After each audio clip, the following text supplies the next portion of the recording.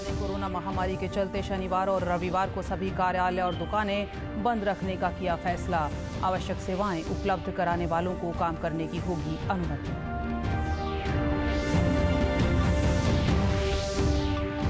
सरकार के आदेश के बाद आज प्रदेश भर में बाजार और कार्यालय रहे बंद। पुलिस प्रशासन ने दुकानदारों को सरकार के आदेशों से करवाया अवगत।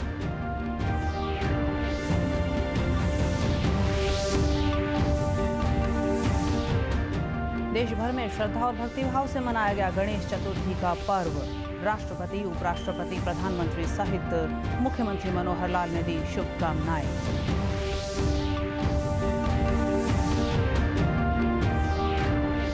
और हॉकी खिलाड़ी रानी रामपाल को राजीव गांधी खेल रत्न पुरस्कार लिए चुने जाने पर शाहबाद में खुशी का माहौल। मुख्यमंत्री और खेल राज्य मंत्री ने दी इस उपलब्धि के लिए बधाई। नमस्कार, मैं रूपा महलावत। अब समाचार विस्तार से। प्रदेश सरकार ने कोरोना वायरस के कारण बढ़ते रोगियों के मद्देनजर राज्य में प्रत्येक शनिवार और रविवार को सभी कार्यालय और दुकानें बंद रखने का फैसला किया है। हालांकि आवश्यक सेवाएं उपलब्ध कराने वालों को इन दिनों में काम करने की अनुमति होगी। सार्वजनिक और निजी परिवहन को भी इस बंदी से छूट दी गई है। हरियाणा लोक सेवा आयोग और हरियाणा कर्मचारी चयन आयोग की परीक्षाएं भी अपने निर्धारित समय पर आयोजित होंगी। राज्य में कोविड-19 के लिए राष्ट्रीय आपदा प्रबंधन प्राधिकरण द्वारा जारी दिशा निर्देशों और मानक संचालन प्रक्रिया का सख्ती से पालन किया जाएगा। कोरोना वायरस के चलते आज प्रदेश भर में सभी दुकानें और कार्यालय बंद रहे। हालांकि जरूरी सेवाओं से जुड़े लोगों को लॉकडाउन में छूट दी गई है। हिसार में भी आज बाजार और कार्यालय बंद दिखाई दिए। इस दौरान आमजन अपने घरों में ही रहे, केवल आवश्यक कार्य के लिए ही घर से बाहर निकले। पुलिस अधिकारी सत्यवान सिंह ने बताया कि सरकार के आदेश का पालन करते हुए शहर में दुकानों को बंद करवाया जा रहा है। उन्होंने बताया कि दुकानदार भी सरकार के इस फैसले का स्वागत कर रहे हैं और अपना सहयोग दे रहे हैं।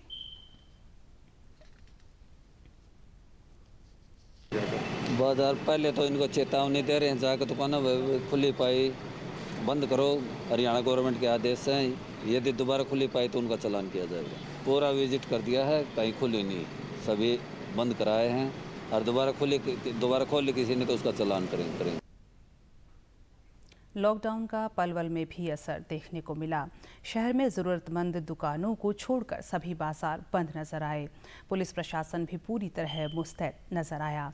पुलिस ने दुकानों पर जाकर लोगों को सरकार के आदेशों से अवगत कराया और स्थिति का जायजा लिया। दुकानदारों ने कहा कि कोरोना संक्रमण को देखते हुए सरकार का यह फैसला सराहनीय है और सभी को इसमें सहयोग देना चाहिए। बहुत अच्छा कदम है ये सरकार का और हम इस सरकार के बिल्कुल साथ हैं। जैसा उन्होंने निर्देश दिया हम उनका पालन करेंगे। जिस प्रकार से भी उन्होंने आदेश दिए हैं हम बिल्कुल प्रधान जी के साथ, डीसी साहब के साथ जैसे भी आदेश हैं हम उनके बिल्कुल साथ हैं और उनके साथ सब वो हैं।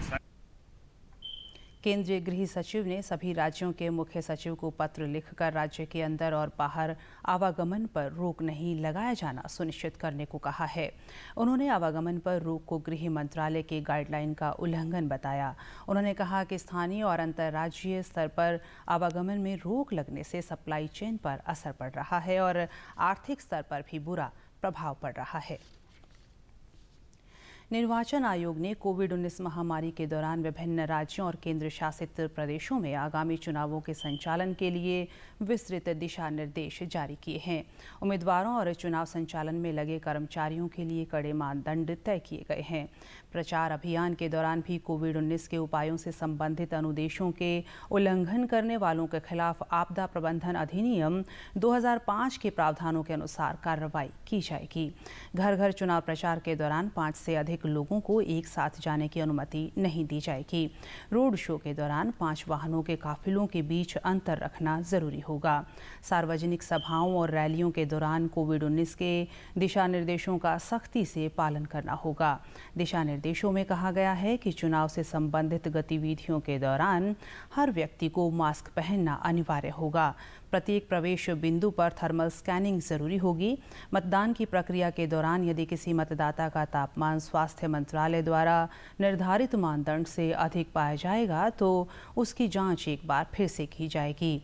यदि दूसरी बार जांच में भी तापमान अधिक पाया गया तो मतदाता को टोकन या प्रमाण पत्र जारी किया जाएगा ताकि वह कोविड-19 संबंधित उपायों का कड़ाई से पालन करते हुए मतदान के अंतिम घंटे में अपना वोट डाल सके। दिशा निर्देशों में यह भी कहा गया है कि वर्तमान में 1500 मतदाताओं के नियम की बजाय किसी मतदान केंद्र पर एक समय में केवल 1000 मतदाताओं को जाने की अनुमति दी जाएगी। गणेश चतुर्थी का पावन पर्व समूचे देश में श्रद्धा और भक्ति भाव से मनाया जा रहा है। यह दिन बुद्धि और रिद्धि सिद्धि दाता श्री गणेश के जन्मोत्सव के रूप में मनाया जाता है। लोग अपने घरों में चूना मिट्टी की गणेश प्रतिमाएं स्थापित करके पूजन करते हैं और 10 दिवसीय गणेश उत्सव पूर्ण होने पर ये प्रतिमाएं विसर्जित की जाती हैं। महाराष्ट्र के लोग गणेश चतुर्थी विशेष उत्साह से मनाते हैं। राष्ट्रपति रामनाथ कोविंद ने देशवासियों को गणेश चतुर्थी के अवसर पर शुभकामनाएं दी। उन्होंने अपने ट्वीट संदेश में कहा कि गणपति बप्पा मोरया। गणेश चतुर्थी के शुभ अवसर पर सभी देशवासियों को हार्दिक शुभकामनाएं। यह पर्व भारत के लोगों के अदम्य उत्साह, उमंग और उल्लास का प्रतीक है। मेरी कामना है कि विघ्नहर्ता श्री गणेश जी की कृपा से कोविड-19 की महामारी समाप्त हो तथा सभी देशवासी सुखी और निरोगी जीवन जिएं। उपराष्ट्रपति एम वेंकैया नायडू ने भी गणेश चतुर्थी के अवसर पर लोगों को बधाई दी है। इस अवसर पर प्रधानमंत्री नरेंद्र मोदी ने देशवासियों को शुभकामनाएं दी और कहा कि आप सभी को गणेश चतुर्थी की बहुत बहुत बधाई। गणपति बप्पा मोरया। भगवान श्री गणेश का आशीर्वाद हमेशा हम पर बना रहे। गणेश चतुर्थी का पर्व प्रदेश भर में हर्षोल्लास के साथ मनाया गया। इस अवसर पर मुख्यमंत्री मनोहर लाल और उप मुख्यमंत्री दुष्यंत चौटाला ने प्रदेशवासियों को गणेश चतुर्थी पर्व की शुभकामनाएं दी। अपने ट्वीट संदेश में मुख्यमंत्री ने कहा कि गणेश चतुर्थी के शुभ अवसर पर सभी को हार्दिक शुभकामनाएं। भगवान गणेश से प्रार्थना है कि उनका आशीर्वाद समस्त देशवासियों पर बना रहे एवं सभी के जीवन में सुख, समृद्धि और शांति आए। गणपति बप्पा मोरया। कोरोना महामारी के चलते आज भिवानी में सोशल डिस्टेंसिंग के साथ गणेश चतुर्थी का पर्व मनाया गया। लोगों ने अपने घरों और मंदिरों में भगवान गणेश की प्रतिमा की स्थापना की। इस अवसर पर महंत चरण दास ने बताया कि भारतीय पौराणिक परंपराओं के अनुसार भगवान गणेश को बल, बुद्धि, सुख, समृद्धि लाने वाला देव माना जाता है। भगवान गणेश की पूजा भारतीय संस्कृति में किसी भी शुभ कार्य को शुरू करने से पहले की जाती है और इन्हें प्रथम देवता मानते हुए शुभ कार्यों की आकांक्षा की जाती है।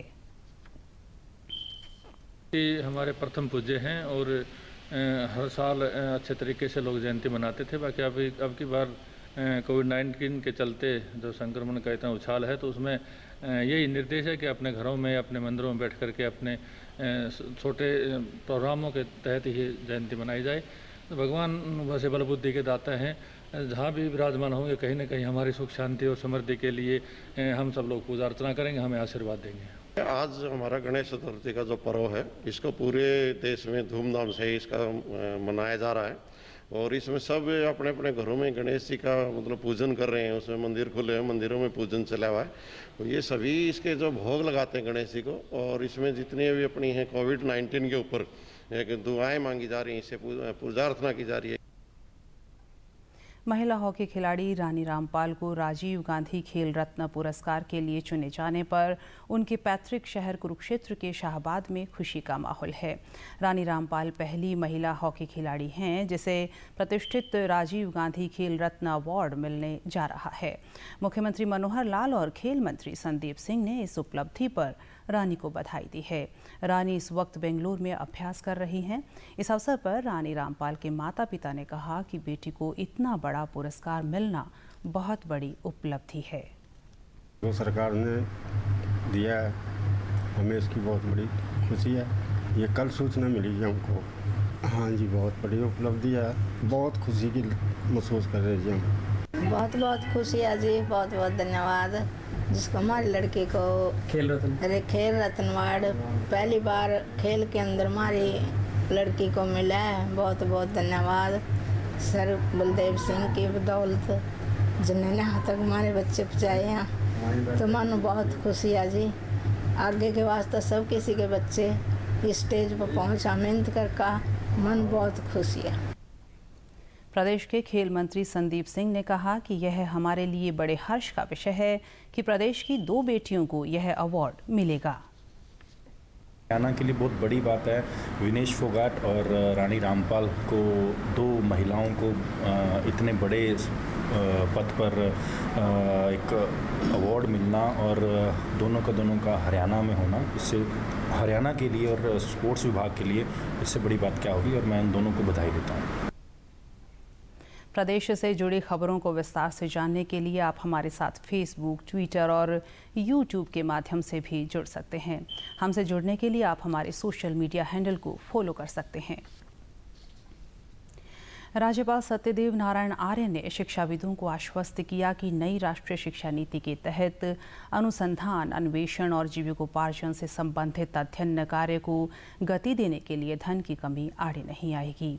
नई शिक्षा नीति में पहले से ही सकल घरेलू उत्पाद का 6% हिस्सा शिक्षा क्षेत्र के लिए तय किया गया है, जो देश में पहली बार हुआ है। राज्यपाल कल चंडीगढ़ में नई राष्ट्रीय शिक्षा नीति पर आयोजित 4 दिवसीय डिजिटल सम्मेलन के समापन समारोह को संबोधित कर रहे थे। इस अवसर पर राज्यपाल ने कहा कि नई राष्ट्रीय शिक्षा नीति में सामाजिक रूप से दबे कुचले लोगों की शिक्षा के लिए विशेष प्रावधान किए गए हैं। नई शिक्षा नीति के मानदंडों को अपनाते हुए यदि हम गरीब लोगों के लिए शिक्षा के समान अवसर जुटा पाएं तो यह देश के लिए गौरव की बात होगी। उन्होंने कहा कि नई राष्ट्रीय शिक्षा नीति में कौशल, रोजगार, तकनीकी ज्ञान और विशेषज्ञता को प्राथमिकता दी गई है। राज्यपाल ने कहा कि उच्च शिक्षा स्तर पर प्राचीन लोक कलाओं पर अनुसंधान कार्य करना होगा, जिससे युवा अपने कैरियर के रूप में अपनाकर अध्ययन कर पाएंगे। आज उच्च शिक्षा परिषद द्वारा राज्य में नई शिक्षा नीति के क्रियान्वयन के लिए सफल प्रयास किया गया है। प्रदेश में नई शिक्षा नीति के क्रियान्वयन के लिए पिछले 4 दिनों से सभी जाने माने शिक्षाविद और विद्वानों ने विचार मंथन किया है। इन्हीं विचारों व निष्कर्ष को ध्यान में रखकर हरियाणा सरकार प्रदेश में प्रभावी तरीके से नई शिक्षा नीति लागू करेगी। मुख्यमंत्री मनोहर लाल ने कल चंडीगढ़ में 20 विभागों और 3 निगमों के साथ साथ मुख्यमंत्री कार्यालय, मुख्य सचिव कार्यालय तथा वित्त विभाग की फाइलों को ई-ऑफिस के माध्यम से चलाने का शुभारंभ किया। मुख्यमंत्री ने 15 सितंबर तक राज्य के सभी विभागों में ई-ऑफिस शुरू करने के निर्देश भी दिए। वीडियो कॉन्फ्रेंसिंग के माध्यम से ई-ऑफिस की शुरुआत करते हुए मुख्यमंत्री ने कहा कि इस प्रक्रिया से सभी सरकारी कार्य पारदर्शी ढंग से बाधा रहित हो सकेंगे। उन्होंने कहा कि सुशासन दिवस 25 दिसंबर तक प्रदेश के सभी कार्यालयों में सभी फाइलों को ई-ऑफिस के माध्यम से शुरू कर दिया जाएगा। मुख्यमंत्री ने कहा कि ई-ऑफिस की पहल से कागज की बचत होगी और पर्यावरण में भी सुधार होगा। ई-ऑफिस से सभी आधिकारिक रिकॉर्ड एक डिजिटल प्लेटफॉर्म पर उपलब्ध हो सकेंगे। मुख्य सचिव केशनी आनंद अरोड़ा ने मुख्यमंत्री द्वारा ई-ऑफिस का शुभारंभ करने पर धन्यवाद देते हुए कहा कि ई-ऑफिस हरियाणा के इतिहास में एक मील का पत्थर साबित होगा। गृह एवं शहरी स्थानीय निकाय मंत्री अनिल विज ने प्रदेश के नागरिकों को मूलभूत आवश्यकताओं की पूर्ति करवाने के लिए अधिकारियों को निर्देश दिए। वे कल चंडीगढ़ में आयोजित एक दिवसीय सेमिनार में नवनियुक्त जिला निकाय आयुक्तों को संबोधित कर रहे थे। इस अवसर पर उन्होंने कहा कि शहरी स्थानीय निकाय विभाग के तहत आने वाले सभी क्षेत्रों, शहरों और कस्बों में तुरंत प्रभाव से स्ट्रीट लाइट की व्यवस्था की जाए ताकि लोगों को रात्रि के समय असुविधा न हो। उन्होंने पीने का पानी, गंदे पानी की समुचित निकासी और स्वच्छता की व्यवस्था करने के भी आदेश दिए। अनिल विज ने कहा कि आवागमन को सहज बनाने के लिए विभाग के नियंत्रण में आने वाले सभी शहरों और कस्बों में गड्ढा मुक्त सड़कें बनाने के भी निर्देश दिए। उन्होंने कहा कि प्रदेश में भ्रष्टाचार मुक्त स्थानीय प्रशासन देने के लिए एक mobile app workers management system बनाया गया है, जिसमें फाइल वर्क, टेंडर और तकनीकी स्वीकृति जैसी सुविधाएं ऑनलाइन प्राप्त होगी। में बहुत सारे कामों की पावर्स डिप्टी कमिश्नर्स को दी हुई थी और डिप्टी कमिश्नर्स के पास और भी बहुत काम रहते हैं। इसलिए जो नगर पालिका के या म्यूनिसिपैलिटियों के काम होते थे वो वहाँ डिले हो जाते थे। इसलिए डिस्ट्रिक्ट म्यूनिसिपल कमिश्नर्स नई पोस्ट क्रिएट की गई है। और अंत में इस बुलेटिन के मुख्य समाचार एक बार फिर। प्रदेश सरकार ने कोरोना महामारी के चलते शनिवार और रविवार को सभी कार्यालय और दुकानें बंद रखने का किया फैसला। आवश्यक सेवाएं उपलब्ध कराने वालों को काम करने की होगी अनुमति। सरकार के आदेश के बाद आज प्रदेश भर में बाजार और कार्यालय रहे बंद। पुलिस प्रशासन ने दुकानदारों को सरकार के आदेशों से करवाया अवगत।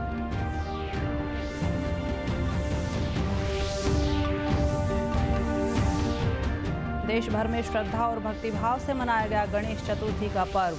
राष्ट्रपति, उपराष्ट्रपति, प्रधानमंत्री सहित मुख्यमंत्री मनोहर लाल ने दी शुभकामनाएं।